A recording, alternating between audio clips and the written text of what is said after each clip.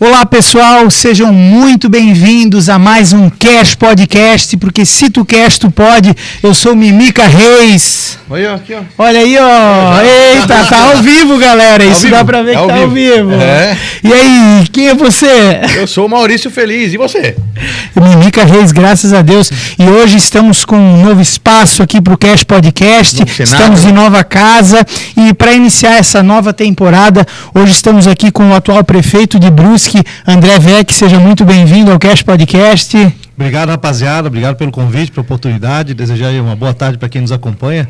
Sempre importante nessa reta final da campanha a gente poder trocar uma ideia, falar um pouco das nossas propostas, projetos e bater um papo aí, responder as perguntas de vocês. Estão à disposição. Show de bola. E é muito importante, a gente decidiu trazer os candidatos aqui no nosso programa para justamente cada um conhecer as suas propostas aí e estar analisando o que faz mais sentido para cada um.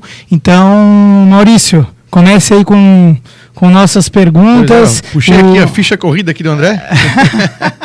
O André, cara, tem 34 anos. Eu acho que é o, sei lá, o prefeito mais novo da cidade, da história.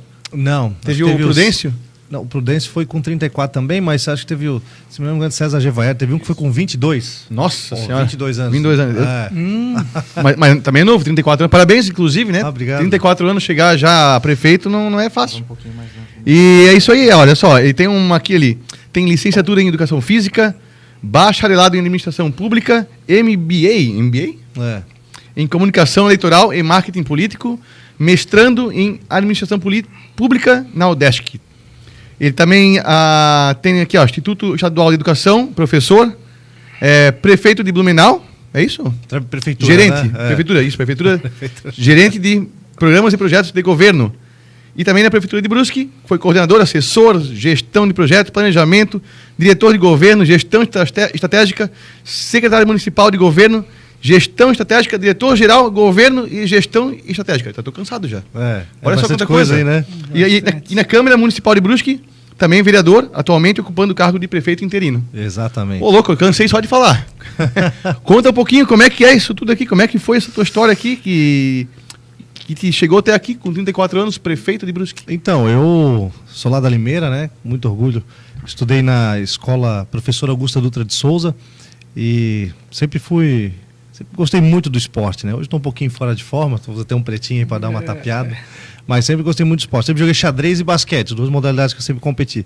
E aí no xadrez ganhei algumas competições, jogos escolares na nossa época, que porra, uma loucura, né? E aí eu fui convidado eu ganhei os jogos escolares um ano e fui convidado a estudar no Consul.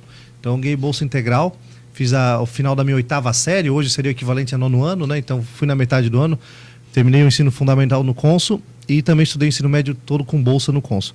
E por essa proximidade com o esporte eu fui fazer educação física. Então fiz educação física na Federal, trabalhei como professor no Instituto Estadual de Educação, então conheço muito a realidade da escola, da sala de aula. E aí, quando estava me formando, vi que, adoro criança, adoro, né, lecionar e tal, mas não era o que eu queria para a minha vida. Aí voltei para Brusque, 2011, e metade do ano ninguém estava contratando professor e tudo mais, e aí apareceu a oportunidade de comprar uma revenda de gás de cozinha aqui da cidade. Acabei adquirindo à época com sócio, ele ficou 2, 3 meses e saiu. E foram 3 meses que eu aprendi muito e também perdi bastante dinheiro lá, né? Porque não entendia de gás, não entendia de gestão, não tinha como dar muito certo, né? A receita aí para dar errado estava pronta. Quando eu estava terminando lá no 3º ano, aí já estava ficando bom. Tinha feito curso do Sebrae, já tinha feito plano de negócio, já estava entendendo do assunto, mas aí já não era mais o que eu queria, já estava um pouco traumatizado, até porque era uma prisão domingo a domingo. Quem trabalha com revenda de combustível é sempre... E tem que estar em cima, não dá para terceirizar algumas responsabilidades. Mas justamente o que me levou para a área pública foi essa experiência de empreendedor, em que eu via que metade daquilo que eu tinha de lucro, em tese, ficava para o Estado, né? Então eu pagava contribuição social, pagava imposto de renda à pessoa jurídica, INSS, FGTS, imposto direto nos combustíveis, porque caminhão na rua rodando gasta também. Em contrapartida, a gente não tinha infraestrutura, segurança adequada. E essa revolta, e aí também naquela época começou a bombar no país aqueles protestos dos 10, não é por 10 centavos, os caras ocuparam lá a esplanada dos ministérios, um movimento que também me levou a querer sair da reclamação e ir para a ação. Então eu pensei, não, vou para o outro lado do balcão, vou para a área pública para ao invés de ficar reclamando, ao invés de ser parte do problema, tentar ser parte da solução. Mas aí eu já tinha um aprendizado, se eu quero ir para a área pública, eu preciso primeiro aprender o que eu vou fazer, eu preciso ser bom naquilo, eu não posso entrar como aventureiro, senão não vai dar certo de novo. E aí eu fui buscar a segunda graduação. Então, matriculei no curso de Administração Pública na UDESC aqui em Balneário Camboriú. Estudei por 5 anos e comecei por baixo, comecei como estagiário na Prefeitura de Blumenau, Prefeitura de Balneário Camboriú. Conheci o prefeito de Blumenau à época, o Napoleão Bernardes, hoje deputado estadual, que me convidou para ir para o governo dele. Trabalhei 3 anos, então pude aliar a parte acadêmica, né, técnica da faculdade com o trabalho no dia a dia na Secretaria de Gestão. Então sempre aprendi muito sobre gerenciamento de projetos, gerenciamento de processos, toda essa parte de planejamento estratégico sempre foi a minha área dentro da administração pública. E trabalhando na campanha do Napoleão em 2016, que ele foi a reeleição de prefeito, que eu vi, poxa, o Napoleão é um cara que eu acho fantástico, eu admiro muito. Pensei, pô, se o Napoleão está na política, né, e pode fazer diferença, por que não? A minha ideia inicial era ser um técnico, né, mas eu pensei, não, vou tentar fazer algo mais. E também já tinha envolvimento com o centro acadêmico, com o movimento estudantil, então já era algo assim que eu gostava, já tinha um pouquinho dessa veia política. E aí vim para Brusque em 2018 no governo do Dr. Jonas, comecei também no menor cargo e fui subindo nesses 2 anos, quase 3 anos de governo do Dr. Jonas, até ser secretário municipal, à época quando Molina se afastou para um tratamento de saúde. E fui candidato a vereador em 2020, fui dos eleitos o 6º mais votado, com 1.188 votos. A gente trabalhou muito na Câmara com projetos de desburocratização, o Código de Defesa do Empreendedor, a Lei de Inovação, uma série de projetos para facilitar a vida não só do cidadão, mas de quem empreende e bota seu capital em risco. Em 2022, eleito presidente da Câmara, né, com 9 votos dos 15, e agora, recentemente, né, pouco mais de 3 meses, com a cassação da chapa do Arílio Pastor, eu assumi de forma interina e cá estamos agora enfrentando essa eleição. Olha só, e André, parabéns. o que tu acha que uma pessoa tem que ter para ser um bom prefeito? Eu acho, em primeiro lugar, o prefeito ele tem...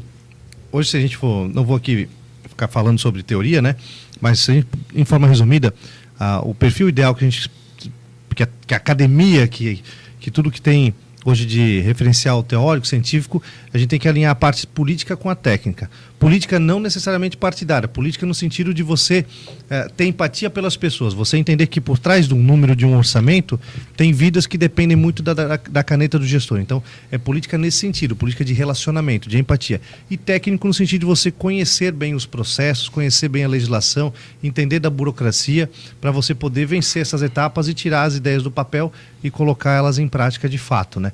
Então, eu vejo que o prefeito ele tem que ter essa empatia, essa sensibilidade, e que eu, ao longo da minha carreira, sempre desenvolvi, tanto é que fui eleito vereador, a gente fez um trabalho muito bacana na Câmara nesse sentido, e técnico no sentido de entender como a máquina funciona, porque aquilo não é uma aventura.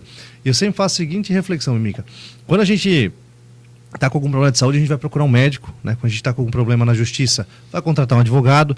Quando a gente quer fazer a nossa empresa bombar, vai contratar uma agência de marketing, né? Quando a gente quer construir uma casa, um engenheiro.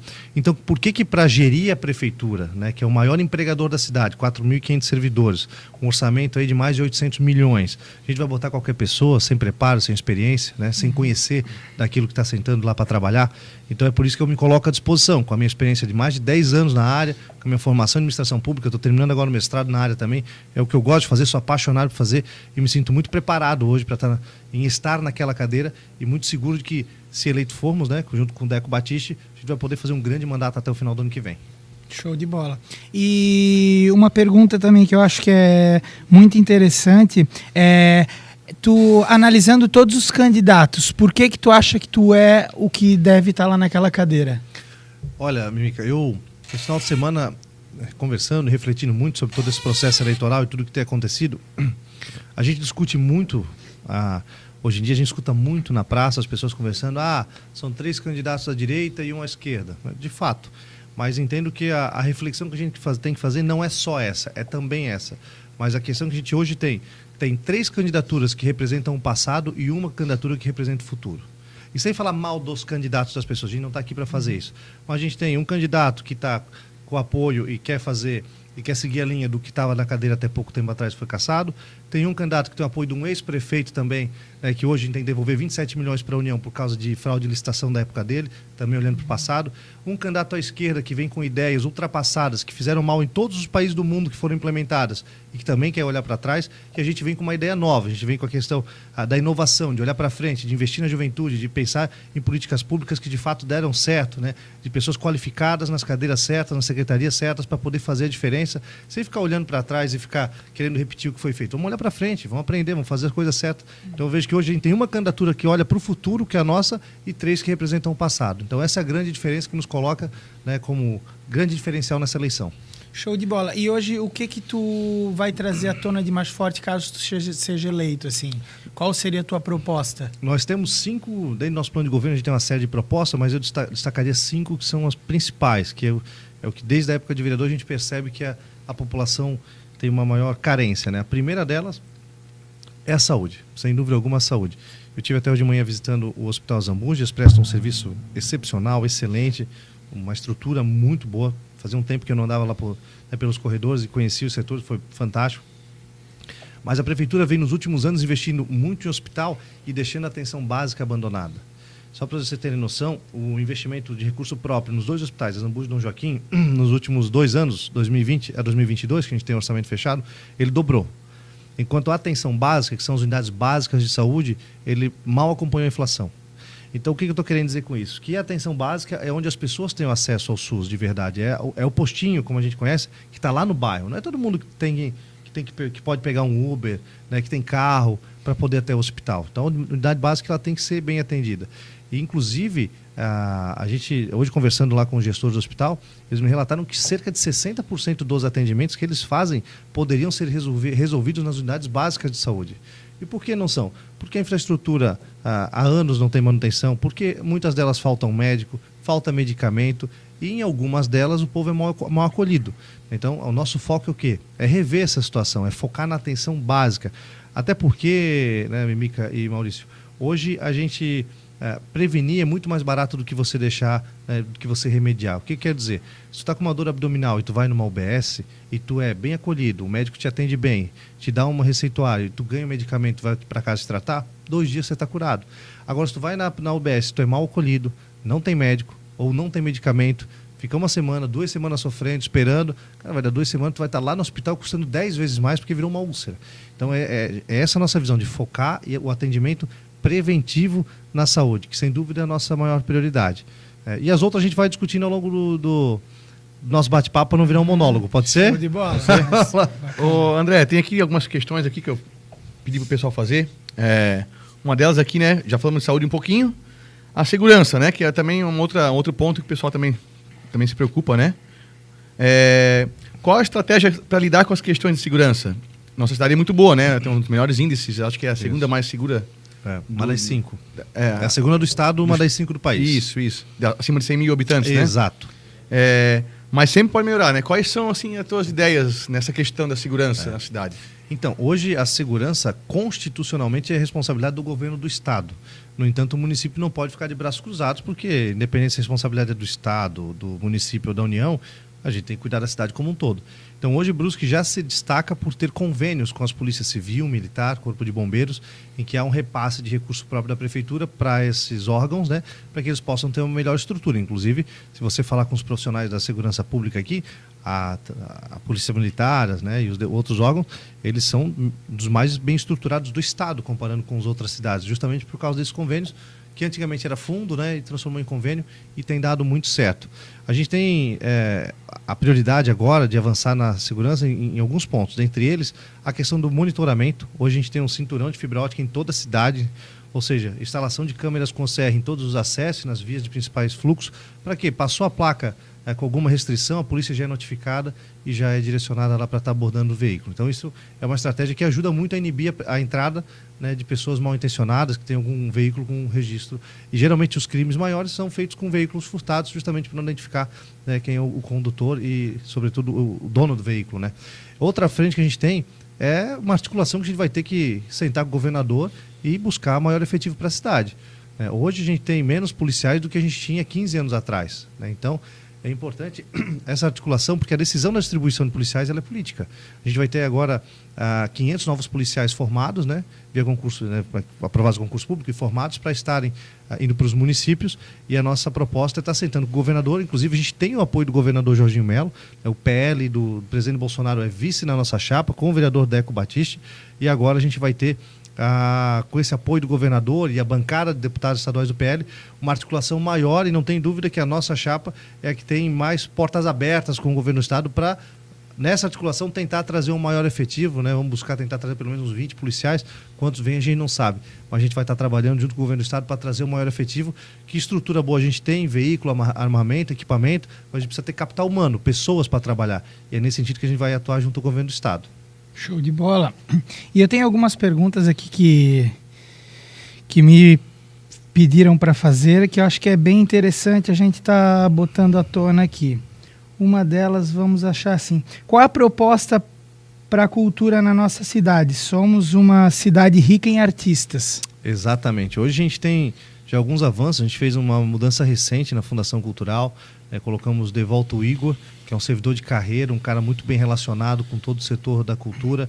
A Jaqueline também está lá conosco, fazendo um grande trabalho. E a gente tem o sentido, a gente vai estar realizando em breve a Conferência Municipal da Cultura. A gente tem a proposta também de revisar o Plano Municipal de Cultura, justamente para que ele deixe de ser um plano de gaveta e possa ser aplicado. Vamos trabalhar também com o fomento de novos eventos e também com uma maior transparência e uma amplitude maior dos programas, como a própria Lei Aldir Blanc, a Lei Paulo Gustavo, que proporcionam, né, esse subsídio aí para os artistas da nossa cidade. E um compromisso que eu tenho com os servidores que me cobraram quando eu assumi a prefeitura de forma interina, é da gente estar elaborando um projeto, né, de um teatro municipal, de um espaço para eventos culturais aqui na cidade. O projeto, para a gente também ser bem pragmático, daqui a pouco não falar, Alice que vai construir o teatro. Não. Ele vai fazer o projeto. Hoje a prefeitura não tem recurso próprio, mas o projeto é o primeiro passo para a gente captar, então, recursos para viabilizar um equipamento desse na cidade, para também estar atraindo eventos e valorizar, claro, né, o artista local. Show de bola. Eu tenho uma pergunta aqui do João Teixeira, que é assim, ó: por anos, bares e restaurantes de Brusque vêm sendo prejudicados por implicações burocráticas que demoram para ser executados pelos órgãos públicos com relação ao alvará, e principalmente a falta de investimento em turismo para trazer visitantes para a nossa cidade. Sugestão: um projeto que fomente e inclua os bares e restaurantes da nossa cidade, fortalecendo a gastronomia e as cervejas artesanais. Hoje todos estamos caminhando sozinhos, infelizmente. Ele é dono de um bar aqui de Brusque. Legal. E ele falou sobre isso. Na primeira semana, quando eu assumi a prefeitura, um dos primeiros atos que eu tive junto com o nosso procurador, Dr. Rafael Maia, foi a gente liberar vários comércios, vários bares, restaurantes que haviam sido fechados de forma ilegal. Então, de forma totalmente arbitrária, a gente teve vários estabelecimentos comerciais, cerca de 7 ou 8 na cidade, que foram fechados de forma ilegal e aplicado multas que passavam aí ao todo mais de R$500 mil. Tudo isso de forma ilegal. Então a gente revisou todo esse processo. Por que ilegal, André? Porque teve bar fechado por denúncia anônima, teve estabelecimento fechado sem que tivesse alguém lá aferindo com o decibelímetro para ver se os ruídos estavam atrapalhando as redondezas. Uma coisa é você atrapalhar, né, o sono das pessoas, o descanso das pessoas, e aí você tem instrumentos para você estar mensurando isso, e claro, sempre dando direito à ampla defesa de quem for a pessoa denunciada e que possivelmente estiver cometendo a irregularidade, e também proporcionando a ela um prazo para ela se regularizar. Se o problema é barulho, dá um prazo aí para ela fazer um isolamento acústico, até ela proíbe o som, mas não fechar o negócio e aplicar multa como havia sido feito. Então a gente derrubou todas essas decisões ilegais, porque a gente já tem poucas opções de bares aqui na cidade à noite, né? Vocês andam aqui, vocês sabem disso. O pessoal vai muito para Balneário porque aqui tem pouca opção. E aí, quando o empreendedor está botando seu capital lá, investindo para atrair evento, para fazer a cidade ser mais movimentada à noite, que tem pessoas que gostam da noite também, a gente tem que respeitar, né? Eu agora que casei estou mais tranquilo, mas eu sou super favorável que a galera aproveite a noite aí também, que a cidade tem que ter vida à noite também, né? E aí o pessoal bota em risco e vem a prefeitura e fecha o cara de forma ilegal. Teve empresa que quase quebrou por causa disso, né? Então essa é uma ação que a gente já fez, né? E é claro que a gente quer poder avançar para atrair mais eventos e botar o privado junto para trabalhar. De que forma, André? A gente tem dentro do nosso plano municipal de parcerias a proposta de fazer a concessão de 3 grandes equipamentos públicos da cidade. O primeiro é o Parque Zoobotânico, o segundo é o Pavilhão da FENARRECO e o terceiro é a Arena Multiuso. Ao todo, esses 3 equipamentos custam aos cofres do município mais de 8,5 milhões de reais. Então, é muita grana que a gente poderia estar investindo em outras áreas sem precisar gastar com isso. E na mão de um privado, eu vou ter, por exemplo, fazer a concessão do zoobotânico. O cara que assumir vai investir dinheiro para fazer aquilo lá ser um parque de referência. O lugar é fantástico, é fantástico. O espaço que tem lá, as atrações. Só que a prefeitura não tem hoje 10 milhões para investir e deixar aquilo lá de primeiro mundo. E aí você vai para Pomerode, que é muito mais bonitinho, organizado, mas muito menor, né? E Brusque tem um potencial de dar de 10-0 lá. Só que precisa de investimento, a prefeitura não tem essa condição. Até porque não é papel do poder público tocar um zoológico, vamos lá. Só que ele existe, ele tem uma importância para a cidade e a nossa proposta é fazer uma concessão, que é diferente de privatizar. O ativo, todo o terreno, todos os equipamentos, eles são do município. Um particular vai lá e explora comercialmente isso durante alguns anos, depois desse prazo volta para o município, que é a diferença de privatização quando você passa de forma definitiva. A mesma estratégia a gente quer usar no pavilhão da FENARRECO, para que a gente bota na mão do privado. Hoje o pavilhão precisa de manutenção e outra, a Secretaria de Turismo, né, e Desenvolvimento Econômico tem que focar em evento, tem que focar em turismo, não em fazer gestão do equipamento. Não é zeladoria para ter cuidado de um prédio daquele tamanho. Com certeza o privado, e a gente tem já entidades interessadas em estar absorvendo, né, a gestão do pavilhão da FENARRECO, vão investir, vão cuidar, vai atrair mais eventos, porque o privado lá ele não vai deixar um dia sem evento no pavilhão, que ele vai querer explorar comercialmente, né? E automaticamente, quando a gente fomenta esse tipo de evento, esse tipo de política, a gente tem maior ocupação da rede hoteleira, as pessoas vão consumir nos restaurantes locais, as pessoas vão sair aqui à noite. Então a estratégia de passar na mão do privado é, por um lado, tirar esse custo dos cofres da prefeitura e, no segundo ponto, a gente deixar o privado trazer evento e fomentar o desenvolvimento econômico aqui na cidade. Show de bola. E eu tinha uma pergunta bem interessante, mas me fugiu da cabeça. Se tu quiseres fazer alguma, Maurício. Deixa eu lembrar aqui Eu falei com a assessoria do André aqui. Eu falei, tem pergunta espinhosa. Posso fazer? E chegou o momento. Que bom. Pode ser? Não temos muito tempo assim, então temos que já fazer agora. Manda. É uma pergunta que chegou para mim. Algumas pessoas perguntaram, não é só uma. Que é uma pergunta que já deve ter ouvido, né? Já até sei qual é. Sabe, né? Vai lá. Uma das preocupações do povo é o medo que ele seja uma pessoa que não tem uma definição. Uma fruta... Qual é o termo? Usa o termo. Melancia. Cara, a única semelhança que eu tenho com a melancia talvez seja o meu tamanho, né? Antes que o Kaká faça piada aqui, eu já estou antecipando. Visto que ele já apoiou o Dória, criticou o Bolsonaro em algumas vezes, colocou alguns vermelhos na prefeitura, em cargo de extrema responsabilidade.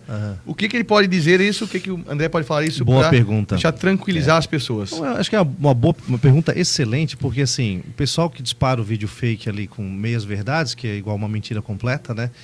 Distorcem os fatos para tentar atacar a gente. Até porque a aceitação que a nossa campanha está tendo na rua é um negócio fantástico. Então, assim, só para deixar claro, eu sempre fui uma pessoa de direita. Meu primeiro partido que eu me filiei foi o Partido Novo.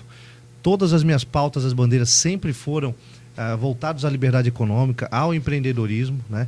E sempre trabalhei em defesa dos valores que a gente tem, né?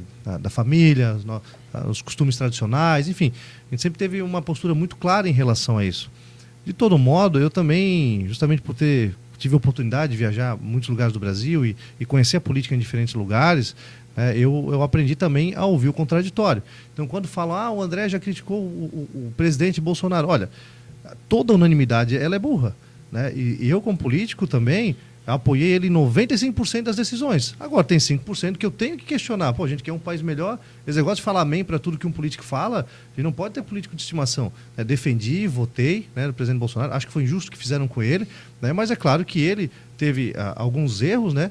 Como eu falei, dos 100%, os 5% talvez eu tenha criticado, assim como as pessoas que me apoiam também às vezes me criticam, e faz parte do processo. Agora, acho temerário o cara que fala amém para tudo que um político fala, e a gente tem que se preocupar um pouco. A pessoa tem que ter um senso crítico, né? Em relação à questão do Dória, que resgataram um Twitter meu do passado, né?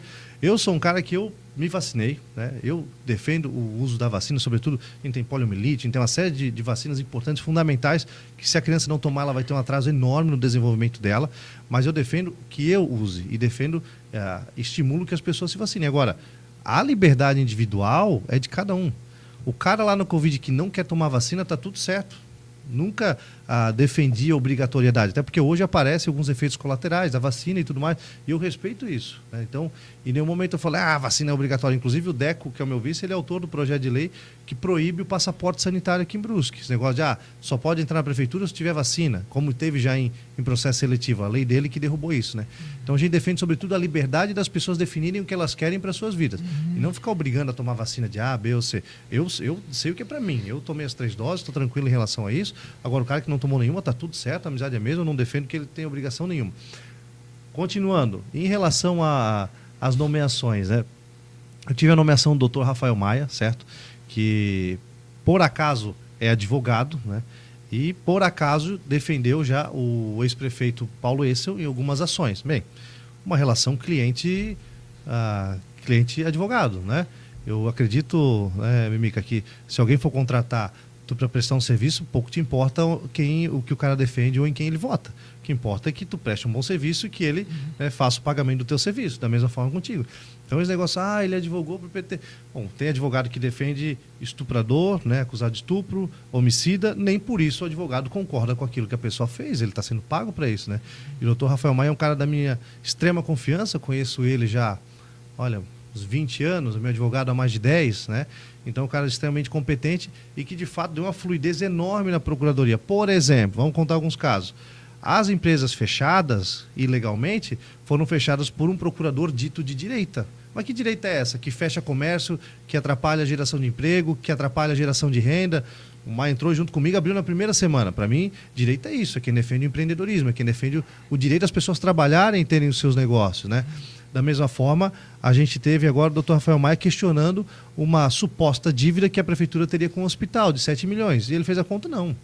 Na nossa conta, essa dívida não existe. Poxa, está defendendo o dinheiro público, está defendendo o dinheiro do pagador de imposto. Acho que isso é ser de direita, né? Então, a gente tem avançado agora, a gente acabou de ganhar mais uma ação contra o Banco do Brasil, parada há anos, que ele conseguiu a celeridade. Salvo engano, são 5, 6 milhões que vão entrar nos cofres da prefeitura. Então, para mim, o que importa é a entrega, a eficiência. Agora, para quem ele advogou, né? Inclusive, eu vou contar aqui, não vou falar o nome da pessoa, mas um político influente aqui da cidade, uma vez me procurou para falar, poxa, estão criticando a tua nomeação com o Maia, e o Maia do meu lado, né? Poxa, mas isso pega mal, não sei o quê, tem que tomar cuidado. Aí o Maia mandou para ele, pois é, mas o teu filho é meu cliente também. Então, assim, quebrou o cara no meio, sabe? Ele tem que parar. Claro, como eles não podem questionar a nossa competência, a nossa honestidade, a transparência e o legado que a gente tem na cidade, os caras vão nesses pormenores, lá é vermelho, não sei o quê. Mas estou muito tranquilo com meus valores, inclusive, tirando o PT que tem a candidatura própria, os outros candidatos, todos foram atrás do governador Jorginho Melo para buscar o PL para apoiá-los. E o PL me escolheu. Vai dizer que o PL, o partido mais direita do Brasil, do presidente Bolsonaro, com toda a bancada, o Zé Trovão, Júlia Zanata, Ana Campanholo, vindo aqui pedir voto para mim. Falar que eu não sou de direita aí é debochar não da minha cara, mas é debochar da cara do cidadão, né? Então, a direita de verdade é essa aqui. Porque pior do que a esquerda, Mimica e Feliz, pior que a esquerda é a falsa direita, cara. Eu vou falar isso para vocês e falo para quem está nos ouvindo. Porque tem gente aqui, né, o rei da rachadinha, que não precisa falar o nome, que todo mundo sabe quem é na cidade, que apoia uma candidatura, que anda por aí com a camiseta do Bolsonaro, e se somar ele deve ter uns 30 anos de prisão, só falta uma caneta pro cara ir pra jaula. Rachadinha, rolo em licitação, improbidade, tudo que é de errado esse cara já fez, mas está com a camiseta do Bolsonaro. Esse cara é muito mais perigoso do que qualquer esquerda. Então é bom as pessoas ficarem atentas, porque também pessoas ligadas a esse cara que espalham essas fake news. Então, para mim, eu sou bem pragmático. Sou direito, estou muito tranquilo em relação a isso. Sempre explico quando as pessoas me perguntam, porque é uma dúvida normal, mas não fico perdendo tempo na rede social. Gente, olha só, tá, se você precisa explicar muito uma coisa aí sem ninguém te perguntar, é porque tem coisa errada. Então, como eu digo, pior do que a esquerda é a falsa direita. E desses dois aí eu estou fora. A gente está numa linha reta, né, uma linha à direita sempre, para fazer o melhor para a cidade. E chegou aqui, né? No meio da tua fala aqui, já tá pipocando, né? Imagina, né? Aí... Por que acordos com Marlina do PT? Chegou essa pergunta aí. Mais uma pergunta para... Vamos lá, gente. Não... Põe a luz vermelha. Não. Deixa azul, né? No fundo. Não, a questão... É um momento quente, né? Gente, a eleição da Câmara, né, é voto. Da mesma forma da eleição, eu sou candidato a prefeito. Eu estou pedindo o voto das pessoas. Olha, eu não posso escolher quem vai votar em mim. Me desculpa. Vem na minha proposta, apresento meus projetos, o meu currículo, espero que as pessoas votem. Da mesma forma, a presidência da Câmara, a gente fez uma articulação, né, para poder fazer diferença na Câmara. Por que a diferença? A nossa Câmara, embora ela seja enxuta, deu um refluxo aí, embora enxuta, ela tinha algumas questões que eram muito assim, gritantes. Por exemplo, chefe de gabinete do presidente da Câmara ganhava mais do que vereador, para trabalhar 6 horas. Jurídico da Câmara ganhava R$17 mil para trabalhar 6 horas e não precisava bater ponto. Então, os outros cargos aí, todos cerca de R$10 mil sem nenhuma exigência. Então, a gente tinha alguns absurdos na Câmara que a gente achava que aquilo era muito errado. A gente montou uma proposta, de fato, para poder fazer uma gestão diferente. E fizemos. A gente fez uma reforma administrativa que só esse ano vai economizar mais de R$500 mil. Aquele cara lá que ganhava 13 conto de chefe de gabinete foi para 5. Né? O jurídico, que era 17, a gente extinguiu, porque tem servidor efetivo que faz isso. Então, a gente fez uma gestão eficiente. A gente apresentou essa proposta. Eu vim tentando costurar por muito tempo a minha candidatura a presidente da Câmara com o governo do Ari. Chegou na reta final, faltando uma semana, o Ari falou que não iria me apoiar, ia apoiar um outro candidato. Tudo certo, direito dele, ele nunca me prometeu nada no contrário disso. E aí, quando chegou a nossa eleição, a Marlina, pragmática, oposição ao governo do Ari, pensou, vou votar aqui nesse lado porque é o lado que não está com o Ari. Então foi uma questão muito pragmática, muito pontual, tanto é que ela direto bate em mim na Câmara, agora não está sendo mais transmitido, mas ela critica o meu trabalho e é o direito dela como vereadora, né? A gente não compartilha dos mesmos princípios, né? Embora eu respeite o trabalho dela, não posso questionar a questão da índole dela, mas ela defende um lado, eu defendo o outro, e foi uma questão pontual. Agora, o que as pessoas não falam é que nas outras eleições de presidência da Câmara, teve vereador que foi eleito com voto do PT também. O Pirola, que foi um dos grandes críticos aqui, não estou falando mal dele, né? O Pirola, a gente tem uma boa relação, mas é um dos caras que criticou essa a eleição da minha presidência da Câmara, é um cara que foi eleito presidente da Câmara com voto do PT também. Mas aí, da época lá, ele não lembra, né? Então, essa memória seletiva também dos meus críticos, é importante a gente dar uma lembrada, né? De que a eleição da Câmara é uma coisa muito pontual e pragmática para poder sentar na cadeira e fazer a diferença como a gente fez, né? Ninguém fez o que a gente fez. A maior economia da história da Câmara, quem fez foi a gente com essa reforma administrativa. Então, e para isso a gente precisou do voto de alguns vereadores, dentre eles a Marlina, um dentre os 9. E agora eu queria uma meta palpável. Se tu sentar na cadeira, for eleito, uma meta que tu sabe que daqui a um ano, se a gente voltar nesse podcast, estamos fazendo isso. Tem alguma coisa assim que já está sendo executado, algum objetivo? A gente tem alguma, no sentido, vou falar assim, por setores, né? Porque a pergunta é um pouco ampla. Então, por exemplo, de obra a gente vai entregar agora em setembro a nova ponte do centro, né? A gente também já está na fase final, adquirindo os móveis para o CEI Raul Amorim, lá no EMA 2, vão ser mais 300 vagas em creche, e também está terminando agora a reforma do CEI Raio de Sol, também serão 200 novas vagas em creche, ou seja, para o ano letivo de 2024, 500 novas vagas em creche na rede, isso a gente garante. E também tem a garantia do governo do estado de uma nova creche para a Libeira, também mais de 2 milhões de investimentos, cerca de 300 a 400 novas vagas, claro, como é uma obra e tem os seus prazos, e não garante que entrega até o final de 2024, mas com certeza lá já vai estar em execução, a gente espera de uma forma bem adiantada. E também tem já bem alinhado, encaminhado a nova concessão de transporte coletivo, né, que a gente deve estar mandando para o Tribunal de Contas, tem um prazo de 3 meses para análise, esse ano ainda com certeza. Então o Tribunal de Contas devolvendo no final do ano, início de janeiro, ano que vem a gente faz o processo, ainda em 2024 a gente vai ter uma nova empresa na concessão de transporte público aqui do município. A concessão do esgoto também é algo que Brusque espera já há décadas, né? Hoje Brusque não tem um único metro sequer de esgoto coletado, imagina tratado, né? E a gente também está com esse processo já adiantado com algumas fundações para fazer o edital e no ano que vem a gente iniciar esse processo de concessão. Então, são algumas questões que a gente já está bem adiantado, né? E que consegue se comprometer e, sobretudo, entregar até o final do mandato ano que vem. Perfeito. Me veio uma pergunta agora aqui e não estava aqui nem no script. Até para aliviar um pouquinho, né? Para dar aquela acalmada também. Mas é bom que tenha esse momento. Eu acho legal. Acho que certo. Tem que ter. Não pode fugir, cara. Claro, tem que ter. Não pode fugir da pergunta. Tem que ter a... E inclusive, queria deixar aqui registrado, Mimica, que virão os outros candidatos também. Eles virão aqui e vão receber também as devidas perguntas espinhosas, não é verdade? É isso aí. E uma questão que me veio aqui na cabeça agora, que eu lembrei, a questão da Beira Rio. Ela vai ser... qual é a tua ideia? Ela vai ser continuada? Vai mudar alguma coisa? Cara, como é que vai ser feito? Essa pergunta é bacana porque ela vem ao encontro de uma postura que eu tive desde que eu assumi a prefeitura. Quando eu assumi a prefeitura, eu tive a maior preocupação, que foi que a cidade não parasse. Se a gente resgatar 2015, quando o outro prefeito foi cassado, não entro nem no mérito se foi bom ou não, justo ou não, cada um tem a sua opinião sobre isso, né? Mas a gente teve depois um prefeito interino, uma eleição indireta, e a gente teve um troca-troca. Né? Eu vou falar aqui porque não estou falando mal deles, mas que é fato. Né? Um dia era o Prudêncio, outro dia era o Boca. Aí voltava o Prudêncio, voltava o Boca. Culpa deles? Não. Culpa da justiça que ficava mandando voltar um ou outro, né? Então, por mais que eles pudessem, à época, estar imbuídos da melhor das intenções, esse troca-troca era muito ruim, porque cada um tinha sua equipe de confiança. Então, quando entrava um, exonerava a turma do outro candidato e botava a gente da confiança dele. Dava 1 ou 2 semanas, voltava o outro. E isso a cidade parou no tempo. Né? De novo, não estou culpando eles, estou falando pelo todo o contexto que aconteceu, foi ruim para a cidade. Então, a minha grande preocupação é a seguinte, cara, Brusque não pode passar por isso de novo, não pode. Então, a gente, tanto é que ao assumir a cadeira, dos 200 nomes que o prefeito tem para indicar, eu mudei 3. Por quê? Porque eu queria que a máquina continuasse e, é claro, aos poucos eu fui analisando setor por setor e vendo o que precisava ajustar ou não. E a cidade não parou. Né? Ela avançou, inclusive. Então, todas as obras estão dentro do prazo, nenhuma obra foi paralisada, todos os projetos são em andamento, as políticas públicas continuadas. E, aos pouquinhos, a gente foi ajustando os setores, mudando o que tinha para mudar. Teve gente que foi pedindo exoneração, porque queria apoiar uma outra candidatura, e está tudo certo, a gente respeita. Eu fui colocando as peças, então a gente hoje já está com o governo bem encaminhado, né? Um governo redondo, inclusive, uma habilidade que não só eu, né? Mas a equipe que estava comigo teve, de fazer as mudanças sem que a cidade pagasse um preço. O risco esse que a gente tem, se um outro prefeito entrando agora com uma nova equipe 100%, né?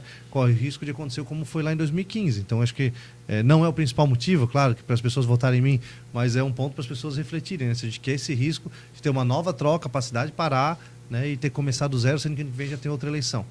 Mas só para responder a pergunta de vocês, né, que nossa preocupação maior foi essa, né? E voltando agora para a Beira Rio, né, dentre os projetos que a gente tem planejado é a continuidade do projeto da Beira Rio.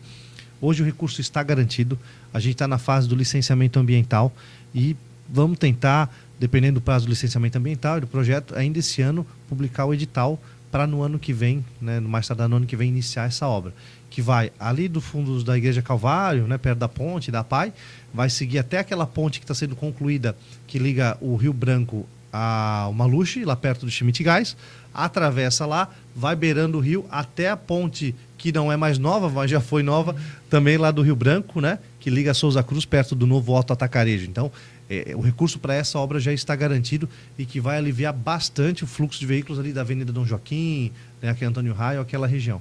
Então, esse projeto, o recurso está garantido, a gente vai iniciar a licitação no mais tardar, a licitação em obra no ano que vem. E ali para o Santos Dumont vai também continuar? Ou... Hoje não tem recurso garantido para isso, né? O projeto é que ligasse ali do Santos Dumont do outro lado do rio, no caso. Isso, ali, né? Mais esquerda, nova. É que tocasse ali até a Estrada da Fazenda. Tem uma... Não tem nem o projeto desenhado, mas tem essa intenção da prefeitura avançar. Claro que a gente tem também uma limitação financeira e de pessoal, né? Então hoje não tem o recurso garantido para essa obra e muito provavelmente a gente não vai conseguir avançar nela nesse 1 ano e 3 meses. Algo que eu também gosto de ser muito sincero com as pessoas. Não adianta vir aqui prometer mudar a cidade, que 1 ano e 3 meses a gente consegue fazer muita coisa sim, mas não consegue fazer o que faria num mandato de 4, por exemplo, né? Mas a Beira Rio ali, que para seguir até a ponte do Rio Branco, o recurso está garantido, o projeto está em andamento. Que eu acho até bem importante, porque lá é um tumulto de carros às 18 horas indo lá para quem vai para... Esqueci, Dom Joaquim. Meu. E a ideia, Mimica, é a gente buscar recurso para continuar os outros, porque a gente fez em lotes ali essa Beira Rio para conseguir tocar ela aos poucos, né? Então a proposta nossa é tocar depois da Ponte do Rio Branco até a Beira Rio mesmo, que é a DJ03, salvo engano, ali perto daquela gráfica, né, daquela ponte que foi restaurada, atravessar, jogar lá para Beira Rio Dom Joaquim, que o pessoal chama, né? E aí ele viria todo aquele fluxo de caminhões, veículos pesados que vêm de calcário, tudo isso a gente iria desviar, deixando ali aquela via ali, a Avenida Dom Joaquim, toda aquela região ali até Antônio Raio, um fluxo muito mais leve de veículos. Ô, André, e agora vamos voltar para dar mais uma polemizada. Morde a sopra. Claro, é o policial bom, policial ruim. Tem uma polêmica que até está surgindo agora, né? Ressurgiu, na verdade, né? Que é a polêmica ali do pessoal dos moradores de rua. Na ponte ali, tem a ponte dos trabalhadores, né? Sim. Que estão até esses dias, eu mesmo vi. Não ouvi, eu vi. O pessoal fazendo fogueira lá, tudo mais, e varal. Então tem uma pergunta aqui, ó. Qual a proposta que você tem para os moradores de rua e também da casa de passagem? Certo. Essa situação aí que a cidade é tão bonita, né? Tem tanto potencial para ser linda e tem essa situação meio incômoda aí, né? A gente hoje... tem esse problema que não é só de Brusque, as cidades que têm um potencial, um desenvolvimento bom como o nosso, ela geralmente atrai moradores de rua. Alguns desses é importante a gente dividir, né, Feliz? Alguns desses que, por algum motivo na vida, estão na rua, contra a vontade, querem uma oportunidade de voltar, de se reinserir na sociedade, no mercado de trabalho e fazer a sua vida. E eu acho que esse pessoal, a prefeitura tem que ter uma ação muito firme, propositiva, para resgatar ele. A gente tem que dar condições para ele poder voltar. E tem outro cara que não quer nada da vida, que é o cara que está na droga, que é o cara que está na cachaça, que é o cara que só quer incomodar, que não quer ser ajudado. E não que esse cara tem que ficar largado, né? Mas eu vejo que a prefeitura tem que priorizar quem quer ajuda, até porque a prefeitura tem as suas limitações. Hoje a gente esbarra numa questão legal, né? Se o cara está lá incomodando, né, mas não está cometendo nenhum ato ilícito, né, está lá só ocupando e tal, a prefeitura não pode obrigar ele a fazer nada, não pode nem encostar nele, né? Mas ali até eu fiquei pensando, poxa, tem uma fogueira ali. Sim. Não pode isso aí até, de repente, danificar um pouco a, claro, né, a estrutura da própria ponte, né? É uma loucura isso aí. Sim, sim. A longo prazo isso, né? Pode... Não, até a fogueira em determinada escala ali, ela pode ser considerada até crime ambiental, né? Mas tu vai aplicar a multa num cara desse? Pois é. Pode ir lá e apagar, a polícia pode ir lá e reprimir, no sentido, né, de cobrar e apagar a fogueira. Mas tem algumas questões que a questão financeira não vai ser algo que vai intimidar eles, né? Mas a gente tem esse grande desafio, como por exemplo, aquele dia que teve o pessoal pedindo roupa na ponte, aquilo é absurdo, né? Aquilo é absurdo. Mas tão logo a gente teve ciência, a gente pôde agir. É aquela coisa, às vezes a pessoa cobra o prefeito, pô, mas por que não resolveu isso? Pô, como é que tu não viu aquilo? Cara, eu não sou onipresente, né? Só existe um que é onipresente, que é Deus, né? Então, o que a gente precisa é ser demandado muitas vezes, né? Então logo a gente teve ciência do ocorrido, já foi a equipe da assistência social lá, mandou tirar e tal, recolheu e fez o trabalho deles.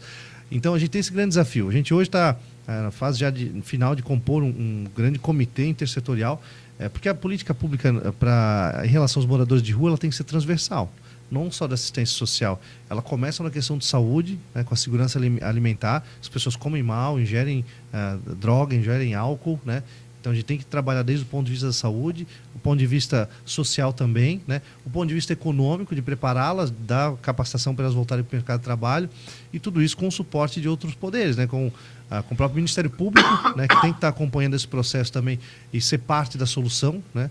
E está proposto a isso. A Polícia Militar, para combater e ser ativa nos casos mais extremos das pessoas que não querem ajuda e, pior, atrapalham, né, a vida em sociedade. Então, são políticas que a gente tem que discutir de forma conjunta para pensar soluções efetivas. E, assim, não tem fórmula mágica, né? Não tem. Tem município que vai, pega os caras, joga dentro de uma Kombi, solta em outra cidade, dá R$100. Antigamente, geralmente, eu chamava a tal da política da Kombi preta, né? Que passava, recolhia de madrugada, dava uma surra nos caras, jogava em outra cidade. Isso é coisa do passado, né? Mas a gente hoje tem que ser muito firme, né? Mas também a gente tem que pensar que não é algo tão simples de resolver. E só para finalizar em relação à casa de passagem, também eu determinei para a nossa secretária que buscasse um outro lugar, porque hoje ali tem 2 equipamentos, né? Que é o albergue e o Centro Pop. Centro Pop, o cara vai, faz o cadastro e eles direcionam para alguma política pública que possa dar atendimento a ele, né? Então é durante o dia. O problema que a gente tem ali é na madrugada, é à noite, né? Consumo de drogas, às vezes eles dormem na rua, chegam embriagados e daí não pode dormir dentro do albergue. Então, nossa proposta é tirar o albergue dessa região central. Não adianta jogar ele lá para o Cedro Alto, que ninguém vai, né? O albergue tem um papel, mas o albergue, o Centro Pop, essas políticas públicas, a gente tem que entender que elas têm que ser temporárias para o morador, né? Uma política pública social, tu mensura a qualidade dela não pelo número de pessoas que entram. Nossa, agora a gente atendeu mais 1.000 pessoas a mais que mês passado na Bolsa X. Não, a política efetiva é aquela, olha, hoje deixaram de depender dessa bolsa 300 pessoas. Então, são pessoas que superaram isso e puderam, né, aprenderam a pescar e estão seguindo as suas vidas. É nesse sentido que a gente quer poder atuar também em relação ao problema dos moradores de rua. Show. E referente à educação da nossa cidade, qual é a tua visão? Boa. Além da questão das vagas em creche, que vai ser a nossa prioridade, não só começar a obra dessa da Limeira, inaugurar as outras 2, mas também de forma organizada, planejada, buscar comprar vagas onde estiver disponível. Hoje não tem muita creche privada querendo vender vaga, mas hoje a gente tem cerca de 1.500, 1.600 crianças esperando uma vaga na creche. E só a mãe e o pai que precisam trabalhar e não podem, por ter que cuidar do filho, sabem o quanto que isso é necessário. Não só por isso, porque creche não é depósito de criança, né? Mas também por isso, porque a creche é um espaço onde a criança vai poder se desenvolver, né, junto com outras crianças, desenvolvendo essa questão social também. Enfim, a parte pedagógica, sem dúvida alguma, é um diferencial. E tu acha que hoje a educação, a forma que ela é implantada nas escolas, tu acha que ela é realmente eficaz? Trabalhando tipo a ciência, geografia e não trabalhando talvez uma parte de tu conseguir entender os teus sentimentos, legal. A parte financeira também, né? Lidar com... Então, isso vai ao encontro de uma proposta nossa, né? Eu sempre falo que a gente tem algumas diretrizes que tem que seguir, que são do Ministério da Educação, então não posso inventar disciplina, algumas disciplinas a gente tem que ter. Mas é claro, a gente pode avançar, seja no contraturno, seja com disciplinas transversais, ou seja, você vai abordando dentro de várias disciplinas curriculares. Então, o que a gente quer implementar? A educação financeira e empreendedorismo nas escolas. Porque eu acho um absurdo a gente formar sabendo Bhaskara, que legal, top, é importante, mas sem saber quanto que paga no juro de cheque especial, cara. Sem saber a burrada que é tu parcelar um cartão de crédito. Burrada no sentido assim, tu tens 300 opções melhores para resolver o teu problema, né? Mas muitas vezes as pessoas erram por falta de informação, porque não tiveram essa formação no passado, né? Então é importante que a gente trabalhe isso na base, porque a gente se forma sabendo coisas que nunca vai usar na vida, né? E deixa de aprender coisas básicas que a gente usa todos os dias, né? Então a gente quer poder implantar isso dentro da nossa grade, né, na educação. E além disso também, a gente está com uma proposta de fazer isso não só na saúde, mas também na educação, que é o seguinte: vamos pegar nossas escolas que têm o melhor IDEB e vamos fazer um estudo de caso. Por que essas escolas têm o melhor IDEB? Que é o indicador que mede a qualidade da educação em cada escola, né? Por causa disso. Pô, então vamos replicar e as piores, por que elas têm os piores? Pô, vamos comparar, beleza. Vamos replicar então, vamos trabalhar para poder avançar nisso, que é algo que ajuda, que tem dado certo em muitos municípios, tanto na educação quanto na saúde, em relação às unidades básicas de saúde, né? E é claro que na educação a gente também vai fazer um grande concurso esse ano, né? Porque a gente está com uma defasagem muito grande, tem muitos servidores que são os seletistas, né, os ACTs, e que perderam o FGTS, né, em virtude de uma negociação feita com o sindicato no passado, que aprovou em Assembleia, e com a perspectiva e o compromisso da Prefeitura fazer um concurso para que os seletistas, que têm contrato de até 2 anos, possam ser efetivados. E os servidores efetivos, eles, além de ter essa estabilidade na carreira, eles criam um vínculo com a comunidade, né?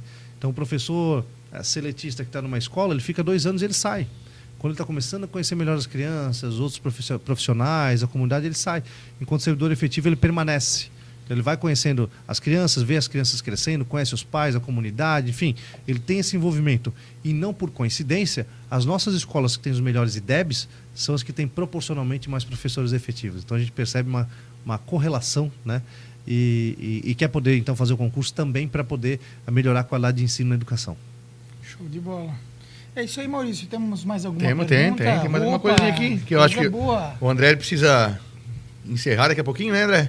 Como é que tá teu tempo aí? 1h15 eu tenho que ir para trabalhar. E pessoal, você que ficou até agora, nos sigam no nosso YouTube aí, para estarem acompanhando os nossos convidados. Então, amanhã segue a gente aí, que é muito importante. Amanhã temos mais um convidado no Cash Podcast. E vamos para cima. Qual é a pergunta, Maurício?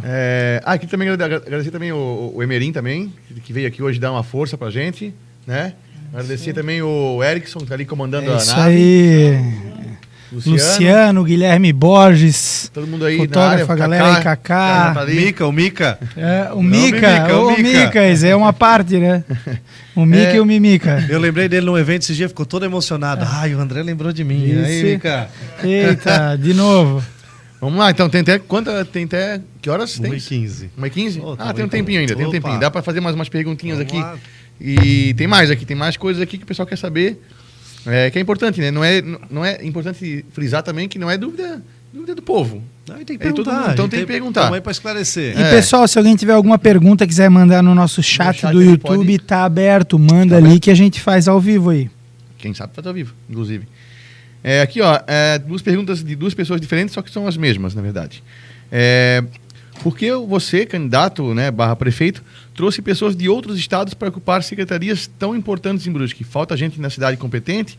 Você não acha que as pessoas que conhecem e vivem aqui na cidade, eles têm mais empatia com a população para conhecer, compreender os anseios da nossa comunidade? Legal. Como é que é isso aí? Eu acho que o primeiro ponto é assim, a gente ser objetivo no quanto que pessoas que vieram de fora, né? Da forma como se coloca algumas questões, parece que eu trouxe todo mundo. Não, eu tenho 2 secretários que não são daqui, né? Eu nem sabia dessa história. Eu leio aqui a pergunta. Sim. Olha como é que a pergunta, a própria pergunta influencia. A dúvida influencia, não é nem o boato, é a dúvida. Sim. Pensei, não, ele trouxe 500 pessoas, claro, né? Quem é daqui e conhece, cresceu aqui, conhece, né? Muito melhor a nossa cultura, a nossa realidade, né? Os pormenores que fazem Brusque ser diferente dos outros municípios, isso sem dúvida é importante, né? Agora, vou falar dos 2 casos, né? Um é o José Henrique Nascimento, que é meu secretário de gestão, uma área meio, e que começou a carreira comigo em Blumenau. Então, eu conheci o Zé no início da carreira, formado em gestão de políticas públicas pela UNB, pós-graduação em liderança pública, está terminando mestrado na FGV também em administração pública, ou seja, um quadro técnico extremamente competente, trabalhou em consultoria em mais de 20 governos, né, um cara que tem até convite para trabalhar no Banco Mundial, um currículo espetacular. Como poucos que eu conheço. Eu diria até que ele é um pouco mais jovem que eu, que da nossa geração, eu diria que ele é um top 5 dos gestores no país, sendo bem franco, assim, sabe? Então é um quadro excepcional que veio, não tanto por causa do salário, porque ele ganharia mais como ele estava em São Paulo, né, recentemente, mas veio porque acredita no projeto e quer ajudar. E ajudou muito. Por exemplo, vou contar um caso. A prefeitura, o Zé entrou, em um mês a gente se cadastrou num programa federal de vagas integrais, né, de educação integral, que a gente vai ganhar 2,5 milhões para Brusque. 2 milhões. E o programa já existia. E ninguém sabia, ninguém percebia. Então a diferença é tu trazer alguém que conhece o métier, que conhece a política pública, que conhece os caminhos. Então o Zé Henrique, na vinda dele, né, em um mês ele já conseguiu 2,5 milhões de recursos para Brusque. Então é um cara excepcional que ajuda a resolver diversos problemas. Conhece muito bem a realidade, trabalhou, né, pelo menos 3 anos em Blumenau, vinha em Brusque, já veio outras vezes em governos anteriores apresentar propostas quando ele estava em consultoria. Então é alguém que conhece a nossa cidade, né? Não é um estranho. E é uma área de gestão, né? É uma área de gestão. E o outro ponto é a nossa secretária de saúde, né? Que é a Thaís. Estava com ela hoje de manhã visitando o hospital também. Tinha-se, né, no folclore popular de que o secretário de saúde tem que ser médico.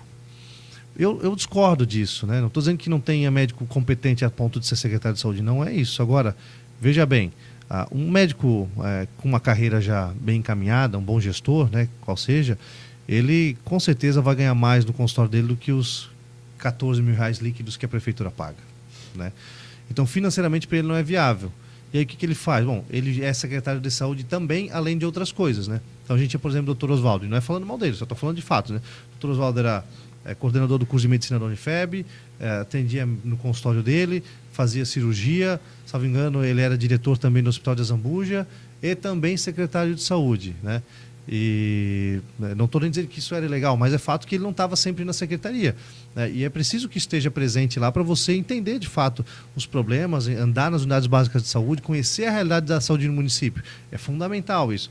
Então, o currículo também da Thaís é algo excepcional. A Thaís já foi agente comunitária de saúde, que é aquelas pessoas que vão em casa, nos bairros, conversar, acompanhar a evolução da saúde dos moradores de determinada comunidade, que a gente fala que assim, é a base do SUS, né? Que é o pessoal que mais conhece a realidade de determinado território é o agente comunitário de saúde. Então ela começou na carreira ali, fez enfermagem, enfermeira de formação, trabalhou no público e no privado, fez pós-graduação em gestão da saúde, fez mestrado no Albert Einstein, fez doutorado, professora universitária, já foi superintendente de saúde em outro município. Ela veio com um currículo que, quando eu fiz a entrevista e posteriormente convidei ela para ser a secretária, achei até que ela não aceitaria. Mas aceitou também porque quer o desafio, né? Porque, Brusque é uma cidade acolhedora e ela quer poder trazer essa experiência para poder colocar a mão na massa. E outra, a secretaria não é uma pessoa sozinha, né? Então toda a equipe ao redor dela é gente daqui, né? O engraçado é que, assim, tanto a gestão do Ari, do Dr. Jonas, as anteriores, sempre foi trazido uma outra peça de fora. Isso é algo que é natural, né? Complicado seria se os 200 eu trouxesse todo mundo de fora. Aí também, né? Porque, de fato, tem muita gente boa na cidade. Agora, dos 200 eu trouxe 2 de fora, né? 2 de fora. Os outros, né? Tem um aqui que veio de Balneário, né? Que também não é considerado tão de fora, porque vivia na cidade, mas só não morava aqui. Então, eu não vejo que essa questão de tem que ser daqui, nascido, criado e tal. Tem candidato a prefeito aí que não é nascido em Brusque, não tem problema, mora aqui há alguns anos, conhece a realidade. Então, só para poder quebrar um pouco esse preconceito, né? Baseado numa premissa falsa de que está trazendo um monte de gente de fora. Não, foram 2 secretários que eu trouxe de fora, né? E pontualmente, talvez mais 1 ou 2, né? Dentro mais do quadro aí do médio escalão, ali do pessoal mais técnico mesmo. Show de bola. Ô, André, o Henrique Ávila, que é teu amigo aqui, o apoiador, né? Sim. Ele mandou uma perguntinha aqui, que eu acho que dá até para finalizar com essa. Claro. E já fazer essa última pergunta.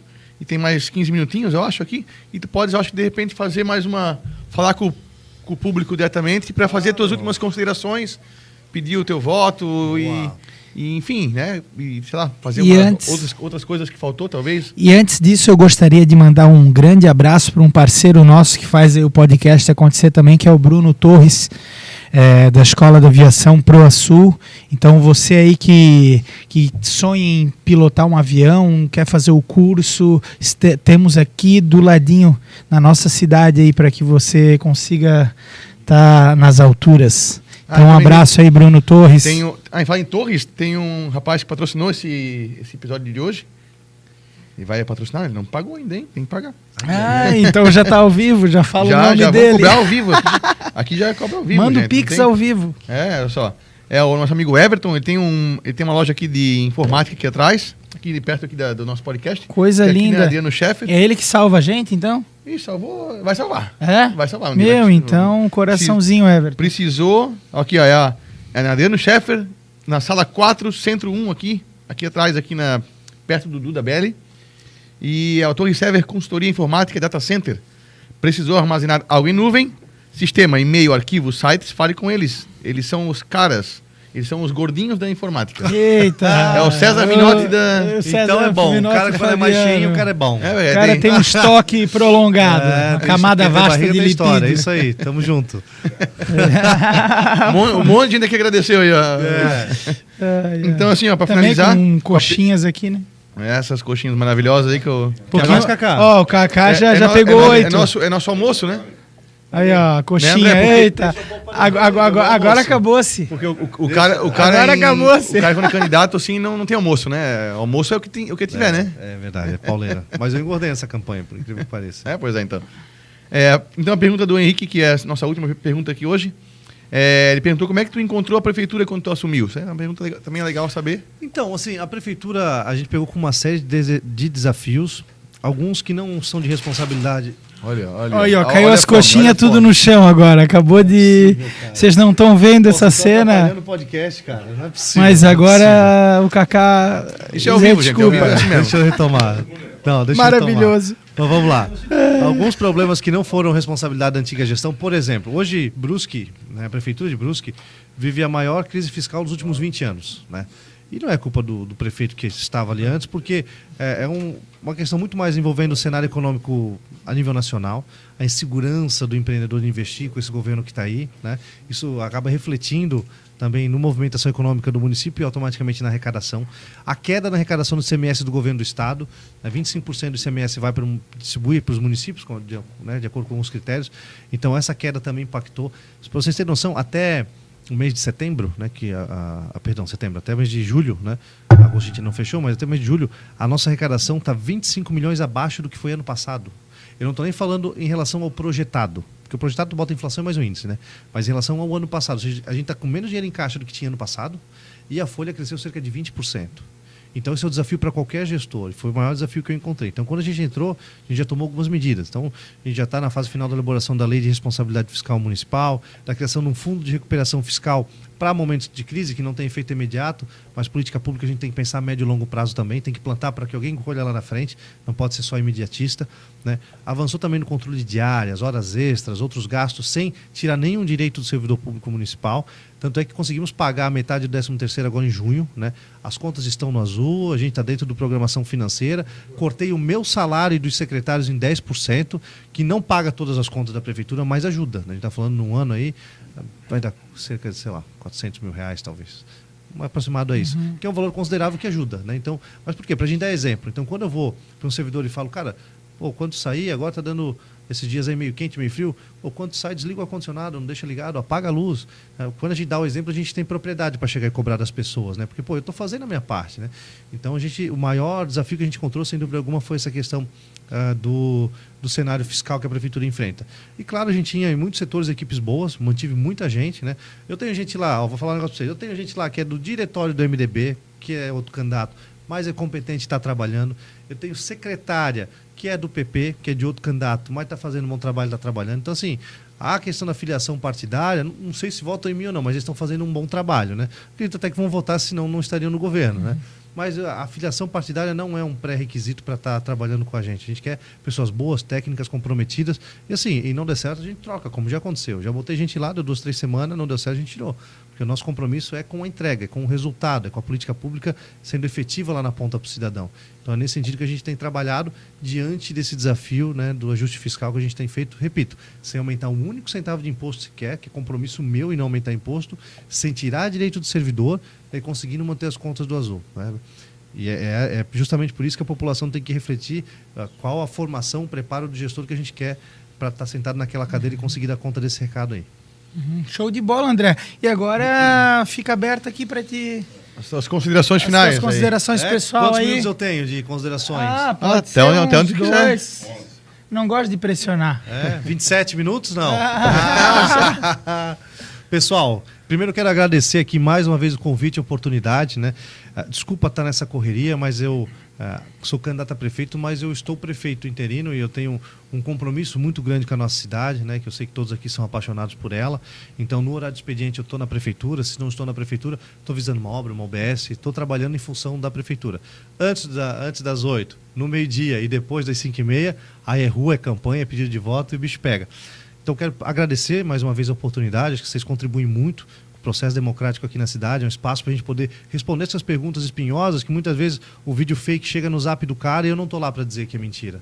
Então, essa oportunidade de olhar olho no olho, mesmo que através das câmeras, né, para a gente poder falar um pouquinho da verdade, que é o nosso compromisso sempre, é muito importante. Gente, eu quero agradecer, né, primeiro, toda a acolhida, todo o apoio que a gente tem sentido nas ruas, né? Eu sempre falo, a semana passada a gente foi bombardeada com pesquisas falsas, né? E outras bem duvidosas, bem questionáveis, né? Por exemplo, teve uma pesquisa que saiu ali registrada que na Santa Terezinha não pesquisou ninguém. Coincidentemente, eu fui o vereador mais votado no bairro Santa Terezinha. Então, tem algumas questões ali que a gente questiona muito, assim, se houve manipulação ou não em alguma pesquisa para tentar iludir o eleitor. Mas tem uma pesquisa que não falha. Tem uma pesquisa que ela é impecável, que é a pesquisa das ruas. Então, eu tenho caminhado nas ruas. Final de semana, faço um monte de caminhada. A gente fez caminhada sábado de manhã, sábado à tarde, no domingo. Então, a acolhida que a gente tem, o apoio que a gente tem, no semáforo. Pô, eu estou lá pedindo voto, vou te falar que, olha, mais de 1/3 das pessoas das pessoas ali se manifestam e falam, eu estou contigo, não, já ia votar em ti, pô, eu estou com 27. Então, assim, a pesquisa das ruas é uma pesquisa que não falha. Então, eu quero deixar o pessoal muito tranquilo, né? A gente vai trabalhar muito essa semana, essa reta final é importante. Eu peço o seu voto no dia 3 de setembro no 27 e mais do que isso, se me permite, pedir para que você multiplique a nossa ideia, né? Para que a gente possa eleger uma chapa verdadeiramente de direita e sem estar agarrada aí com um corrupto, com um cara de rachadinha, com um ex-prefeito que está inelegível porque fez coisa errada, que a gente possa fazer um bom trabalho. E eu peço seu voto, seu apoio e que você ajude a multiplicar. Fala com o amigo, com o vizinho, com o parente, enfim, com todo mundo que puder levar a nossa mensagem, eu agradeço. Pode ter certeza que vocês vão estar elegendo uma dupla, né? E um grupo muito leve, um grupo limpo, um grupo íntegro, transparente, que tem um compromisso muito grande com essa cidade e que vai fazer Brusque avançar cada vez mais. Obrigado vocês pelo apoio, obrigado vocês pela oportunidade da gente estar aqui. Agradeço a vocês. De novo, lembrando, nesse domingo, dia 3, o voto certo é no 27. Tamo junto, pessoal. Valeu. Bota na câmera aberta aí para nós. Fazer a fotinha que vai pra thumb. Joga pra câmera aberta. É isso aí, pessoal. Curtam, compartilhem. E é isso aí. Tamo junto. Aí. Fechou? Fechou.